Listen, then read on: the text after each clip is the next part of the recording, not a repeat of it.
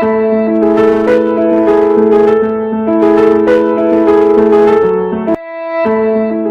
देखिए बेटे, अब मैं आप लोगों को समझाना चाहता हूं, जो हमारा नेक्स्ट टॉपिक आ रहा है वो आ रहा है फैक्टर्स अफेक्टिंग डिमांड। हालांकि अब आपको ये बात तो पता लग चुकी है कि डिमांड का मीनिंग क्या होता है, लेकिन बेटे अब हमको क्या चीज पढ़नी है, हमें पढ़ना है कि फैक्टर्स ऐसे कौन कौन से होते हैं जो हमारे डिमांड पर असर डालते हैं।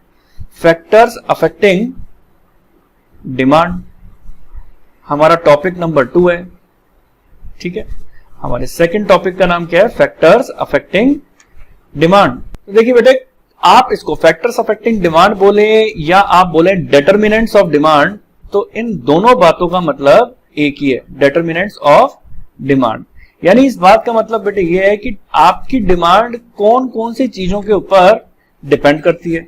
यानी आपकी डिमांड का बढ़ने या घटने के पीछे जो डिटरमिनेंट है, जो जो फैक्टर्स हैं, वो कौन कौन से हैं। तो देखिए बेटे, बड़े सारे फैक्टर्स होते हैं। हालांकि हमने अपने फैक्टर्स को 2 पार्ट में डिवाइड किया है। मैंने कहा बेटे देखिए, एक तो सबसे मेजर फैक्टर जो है वो है प्राइस, और बाकी सभी फैक्टर्स को हमने, बाकी हमारे जितने भी फैक्टर्स हैं हमने उसको अदर फैक्टर्स की कैटेगरी के अंदर ले लिया। ठीक है जी, ठीक है सर। तो मैंने कहा देखिए बेटे, डिमांड को इन्फ्लुएंस डालने के लिए, यानी डिमांड बढ़ती है घटती प्राइस की वजह से तो बढ़ती घटती है ही, उसके अलावा भी बड़े सारे फैक्टर्स होते हैं। उसमें सबसे पहला नाम है अदर फैक्टर्स के अंदर income of the consumer. Income of the consumer यानी आप जो कंज्यूमर है उसकी जो इनकम होगी उसके ऊपर भी डिमांड डिपेंड करती है। ठीक है बेटे।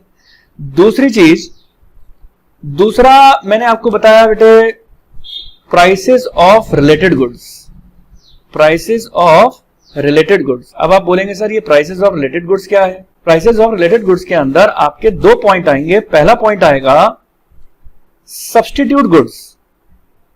हालांकि इन सभी फैक्टर्स को हमने डिटेल में जाके पढ़ना है, सब्स्टिट्यूट गुड्स। और दूसरा हमारे पास आएगा कॉम्प्लीमेंट्री गुड्स। ठीक है, ठीक है सर।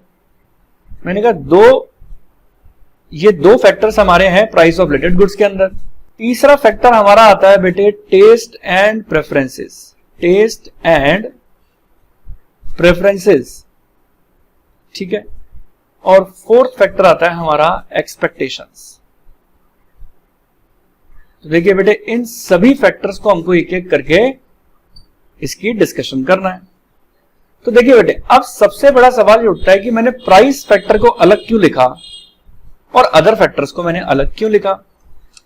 तो देखिए बेटे, अगर मैं आपको मेन बात समझाऊं तो बात तो ये है कि प्राइसेस के ऊपर, प्राइस अपने आप में एक मेजर फैक्टर्स है, तो प्राइस के ऊपर आपकी क्वांटिटी डिमांड, जो भी आप अपनी क्वांटिटी का डिमांड करते हैं वो प्राइस के ऊपर डिपेंड करती है। अब आप बोलेंगे कैसे। मैंने कहा देखिए बेटे, मान के चलिए अगर कोई भी किसी भी प्रोडक्ट की अगर प्राइसेस ज्यादा हो जाती हैं तो आप उसकी क्वांटिटी कम खरीदते हैं। आप बोलेंगे हाँ सर। और मैंने कहा बेटे ये तो थी कंडीशन 1। और कंडीशन नंबर 2 के अंदर आप लोग ये बात जानते हैं, अगर किसी भी प्रोडक्ट की प्राइसेस अगर कम हो जाती हैं तो हम उसकी क्वांटिटी ज्यादा डिमांड करते हैं, तो भी आप बोलेंगे हाँ सर ये बात भी ठीक है। तो देखिए बेटे, अब सबसे पहले एक एक करके अगर फैक्टर को मैं डिस्कशन करूं तो सबसे पहले मेरे पास आ रहा है प्राइस फैक्टर। तो देखिए बेटे, फैक्टर्स के अंदर प्राइस फैक्टर के बारे में अगर मैं लिखूं तो मैं ये कह सकता हूं the price is the major determinant of quantity demanded. Determinant of quantity demanded because when price increases, when price of own commodity, यानी जिस कमोडिटी के बारे में मैं बात करने जा रहा हूं तो उसी की प्राइस के बारे में बात कर रहे हैं अपन। when price of own commodity increases, demand for the commodity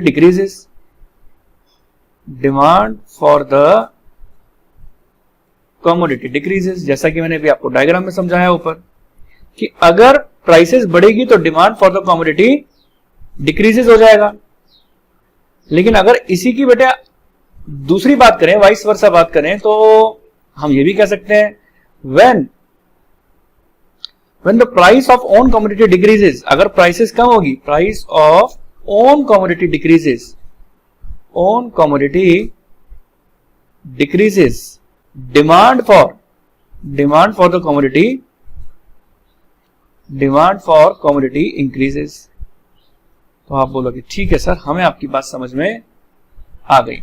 देखिए बेटे, ये साफ सी बात है कि अगर सस्ता होगा तो ज्यादा खरीदेंगे और महंगा होगा तो हम कम खरीदेंगे। तो देखिए बेटे, क्या होता है कि तो अगर आप किसी भी फैक्टर के बारे में देखने जा रहे हैं और आप देखते हैं कि उसका रिलेशनशिप इस तरीके से है कि प्राइसेस के बढ़ने से क्वांटिटी कम हो और प्राइसेस के कम होने से क्वांटिटी बढ़ रही है, यानी उल्टा चले आ रहे हो कि प्राइसेस बढ़े क्वांटिटी कम हो और प्राइसेस घटे और क्वांटिटी बढ़ जाए, ये उल्टे एरो चल रहे हैं क्वांटिटी के प्राइसेस के रिलेशन में।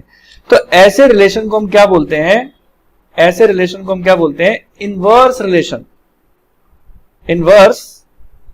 इनवर्स रिलेशन बोलो, या हम क्या बोल सकते हैं? Negative relationship. नेगेटिव, ठीक है, इनवर्स रिलेशनशिप बोलो या नेगेटिव रिलेशनशिप बोलो। अब देखिए बेटे, बात यहां पर आती है कि अब हम इसी के आगे ये बात लिख सकते हैं, it is to be noted. अब आप हाथ के निशान के आगे ये बात लिख दें कि आपको भी ध्यान रहेगा इस बात को कि अगर प्राइस के बारे में आपको रिलेशन लिखने को आ जाता है तो आप क्या बोलेंगे? It is to be noted that there is inverse relationship between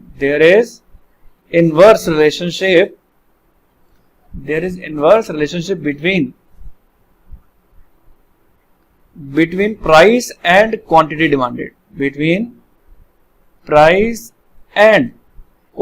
demanded. ठीक है जी, क्वांटिटी डिमांडेड। ठीक है, तो ये बात हमने नोट के रूप में लिखी कि प्राइस और क्वांटिटी डिमांड के अंदर कौन सा रिलेशनशिप है? इनवर्स रिलेशनशिप है। तो अब ये इनवर्स रिलेशनशिप को मैं आपको एक शेड्यूल से समझाने की कोशिश करूंगा।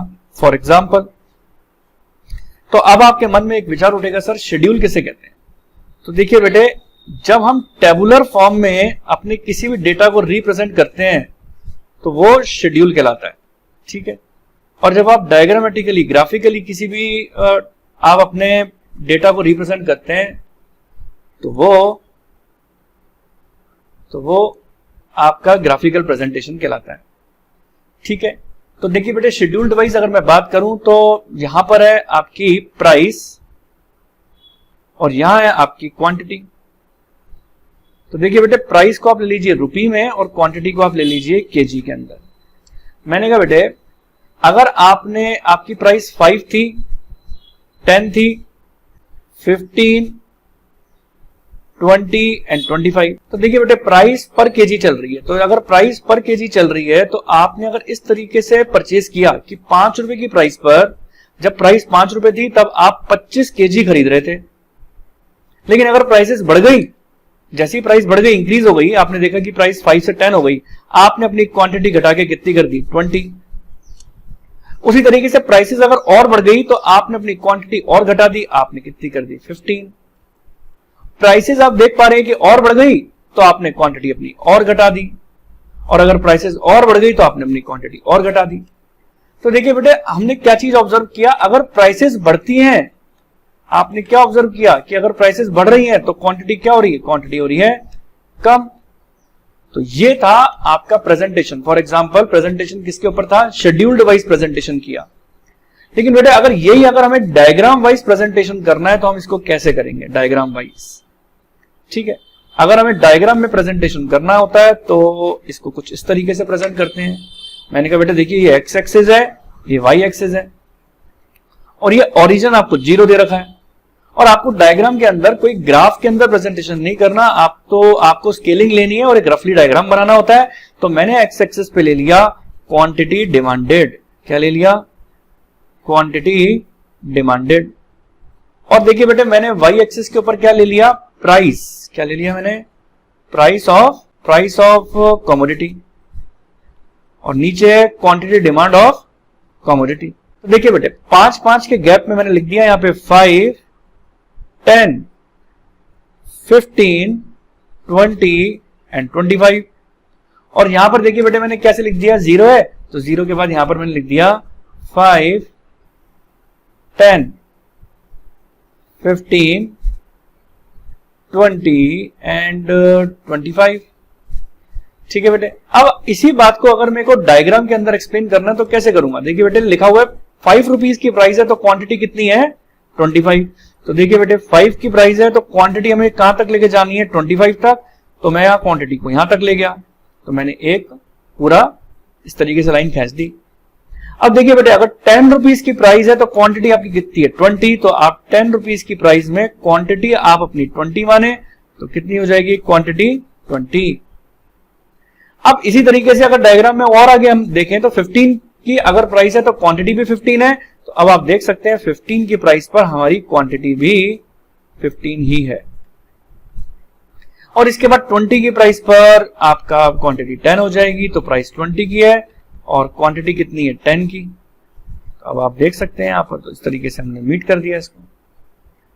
और 25 की प्राइस पर आपकी जैसे जैसे आपकी देख पा रहे हैं आप, जैसे जैसे आपकी प्राइस बढ़ रही है तो वैसे वैसे आपकी क्वांटिटी ये अपना घटती चली जा रही है। तो ये देखिए आप, ये इस तरीके से आपका डायग्राम नीचे की ओर जाता जा रहा है।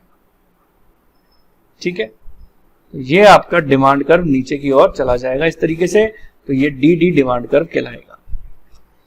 तो ये था आपका डिमांड कर्व। तो देखिए बेटे, जब भी आपका कर्व, अगर मैं आपको कर्व की नॉलेज दूं तो देखिए बेटे, कर्व यहां पे मैं आपको बता देता हूं कि अगर आपका ये आप एक्स एक्सिस बनाते हैं, ये आप वाई एक्सिस बनाया, ये एक्स एक्सिस बनाया, तो देखिए बेटे, जब भी कर्व इस तरीके से आता है ऊपर की ओर, तो ऐसा कर्व हमेशा कहलाता है पॉजिटिव कर्व। ठीक है, और देखिए बेटे, अगर जब भी आपका कर्व इस तरीके से आएगा, इस तरीके से, ये एक्स एक्सिस है, ये वाई एक्सिस है, ये 0 है, जब भी आपका कर्व देखिए बेटे इस तरीके से जाएगा ऐसे, तो ये क्या कहलाएगा? नेगेटिव कर्व कहलाएगा, ये नेगेटिव। ठीक है जी, वो पॉजिटिव है, ये नेगेटिव कर्व है। तो आपको कर्व के बारे में तो बात समझ में आ गई कि ग्राफ के अंदर पॉजिटिव कर्व कैसे जाता है और नेगेटिव कर्व कैसे जाता है। तो जैसे कि बेटा आपने देखा कि डिमांड कर्व का जो कर्व है इस तरीके से जा रहा है, तो ऐसे कर्व को हम क्या बोलते हैं? नेगेटिव कर्व बोलें, नेगेटिव कर्व बोलें, या आप कह सकते हैं डाउनवर्ड स्लोपिंग। आप क्या कह सकते हैं? Downward sloping curve. ठीक है जी, तो ये डाउनवर्ड स्लोपिंग कर्व हो जाएगा। तो ये था बेटे प्राइस का डिमांड से रिलेशनशिप। तो उम्मीद करता हूं कि यहां तक की बात आपको अच्छी तरीके से समझ में आई होगी। मैं उम्मीद करता हूं कि आपको मेरा वीडियो पसंद आया होगा। मेरा वीडियो पसंद आया, इसको लाइक करें, सब्सक्राइब करें, शेयर करें। मेरे आगे के वीडियोस पाने के लिए बेल आइकन नोटिफिकेशन दबाएं, जिससे आपको मेरे आगे आने वाले वीडियोस का नोटिफिकेशन मिलता रहे। तो बने रहें। Thank you.